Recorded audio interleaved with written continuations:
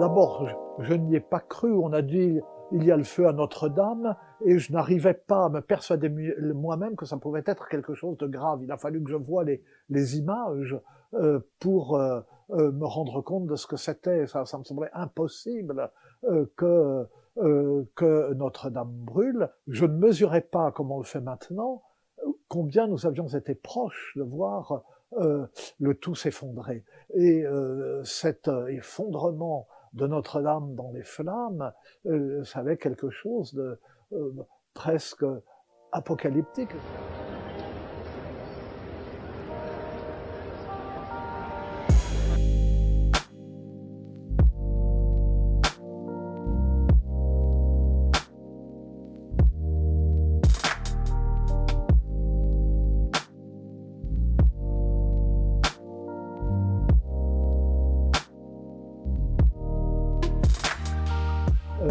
L'évêque de Paris, Maurice de Sully, décide de faire construire, enfin avec l'accord du roi naturellement, qui était Louis VII le Jeune, de faire construire une nouvelle cathédrale, d'entreprendre la construction d'une nouvelle cathédrale placée sous l'invocation de la Vierge, Notre-Dame, parce que c'est l'époque où il y a une sorte d'explosion de la dévotion mariale qui durera ensuite tout le Moyen-Âge et bien au-delà. Et les cathédrales, à partir de ce moment-là, sont très souvent dédiées à la Vierge. Et c'est le début de cette construction qui s'étendra jusqu'au XIVe siècle.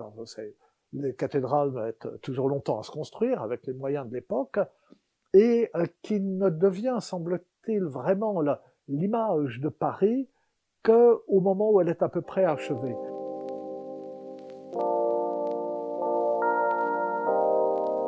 C'est la première grande cathédrale gothique en France. Le gothique est un art encore neuf qui, sur le continent, se développe d'abord en Normandie. L'art gothique est un art qui répartit les masses sur des piliers, autorisant l'ouverture de grandes baies, autorisant des voûtes placées beaucoup plus haut, et il y a eu une sorte de rivalité plus tard dans la hauteur de ces cathédrales, jusqu'à ce que ça casse. Par exemple, on avait construit la cathédrale de Beauvais trop haute, et elle s'est effondrée très vite.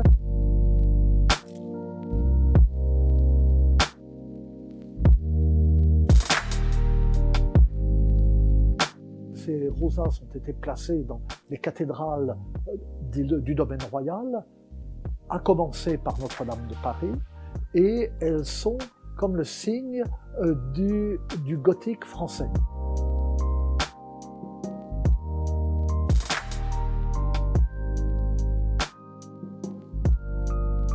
Ça a été une période terrible.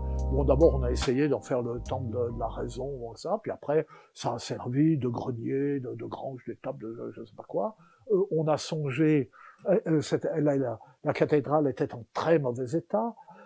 On a songé à la détruire. Elle a d'ailleurs été menacée 2 fois à ce moment-là, où on avait même vaguement commencé. Au moment où Victor Hugo, né en 1802, comme on sait, ce siècle avait 2 ans, voit Notre-Dame, enfant, jeune homme, c'est une église presque en ruine.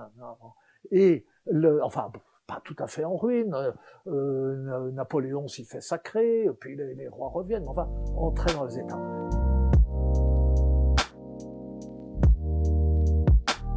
Le succès de Notre-Dame de Paris, œuvre de jeunesse, attire l'attention sur Notre-Dame, et ensuite, ceux qui, en France à cette époque, s'occupent de sauver ces monuments, donc Mérimée, l'architecte Viollet-le-Duc,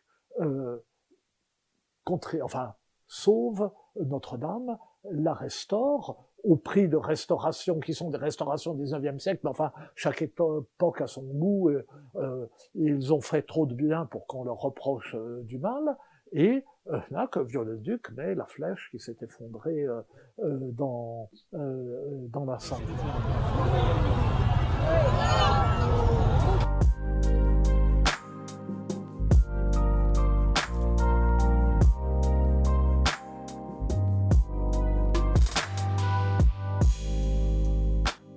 Alors oui, Nous rebâtirons la cathédrale Notre-Dame plus belle encore. Et je veux que cela soit achevé d'ici 5 années. Nous le pouvons. Alors, bon, les moyens techniques ne sont pas les mêmes qu'au Moyen-Âge, donc je comprends qu'on puisse aller beaucoup plus vite. Si la charpente est reconstruite en d'autres matériaux, avec le toit à peu près à l'identique au-dessus, éventuellement une flèche à l'identique de celle de Viollet-le-Duc ou autrement reconstruite, je ne me rends pas compte. Peut-être peut-on le faire en 5 ans, mais les études préliminaires, les choix d'abord de reconstruction seront très longs. Je ne vois pas comment on peut le faire en moins de 2 ans, non, vraiment. Et donc il faudra, quand on voit le temps que prennent les travaux de voirie dans Paris, 5 ans, ça paraît très court.